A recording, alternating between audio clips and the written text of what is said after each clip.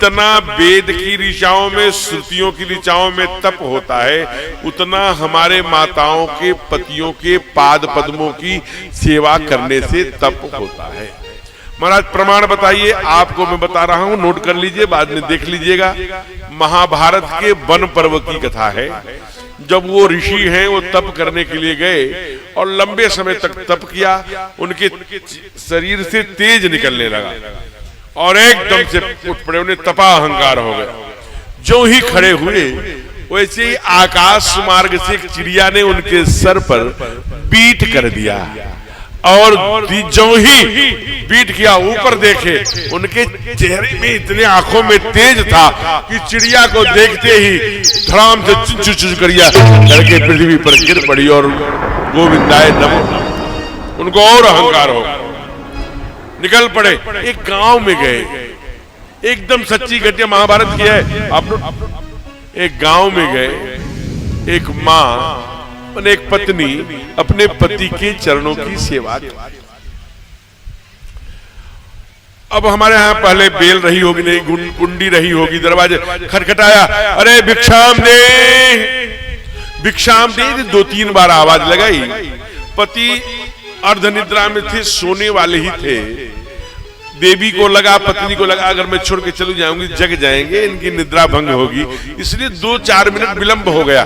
जो ही वो निद्रा में गए, वैसे ही माँ दौड़ी और वो लेकर के भिक्षा आ गई तो गेट खोल दिया।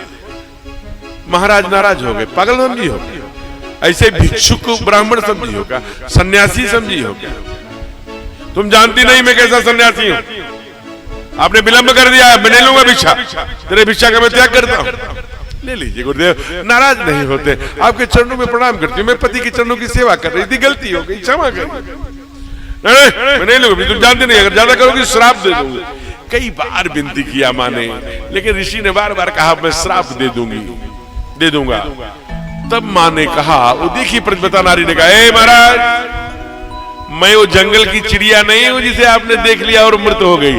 मैं एक भारतीय नारी हूं जो अपने पतियों के पाद पद्मों में भक्ति रखती हूं। मुझे श्राप कोई असर नहीं करेगा। मैं आपके चरणों में विनम्रता पूर्वक निवेदन कर रही हूं कि आप ये सिद्धा ले, भिक्षा ले लीजिए।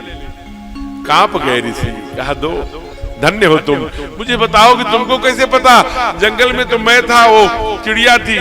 तब माँ ने कहा कि जितना आप माला सटका करके पुण्य अर्जित करते हैं ना, उतना हम सब भारतीय नारी अपने पतियों के पाद पद्मों की सेवा करके उतना इसीलिए हमारे यहाँ जब सप्तपदी होती है ना, विवाह में 7 वचन होता है ना, माँ देती है, माने पत्नी देती है और वर देता है, दुल्हन देती है बिटिया की तरफ से। उसमें यह भी है, आचार्य द्वारा बोला जाता है, जो आचार्य बैठे होंगे, पति के द्वारा किए गए सभी सत्कर्म बिना कहे 50% धर्म पत्नी की अकाउंट में चला जाता है। लोग कहते हैं कि पहले जाता रहा होगा, अब नहीं जाता, अब पति के अकाउंट में आ जाता। हम कहीं क्यों? कहा महाराज सेवई के बल पे जाता था, पहले पत्नी के यहाँ जाता था, अब पति के यहाँ। क्या मतलब? कहा अब वो काम पतियों ने शुरू कर दिया। हम पागल बने हो? वहां मैं ग्रेटर नोएडा दिल्ली में कथा कर रहा था, अभी हमारी गुरुजी की कल से कथा वहां शुरू हो जाएगी। तो वहां एक नौजवान ने कहा, आप एक तरफ कहते हैं कि यत्र नारी पूजन तेरा मंत्र यत्र देवता, जहां नारियों की पूजा होती है वहीं देवता बसता। अब पति पत्नी दोनों सर्विस में हैं, एक ही कमरे में रहते हैं, कोई और नहीं रहता, अभी बच्चे भी नहीं है। ऐसे में पत्नी के सर पे अगर दर्द हो गया तो पति को सर में तेल रखना चाहिए कि नहीं? सर दर्द वाला तेल हमने कहा रखना चाहिए। फिर ये कौन सी बात है? पत्नी की सेवा होनी चाहिए।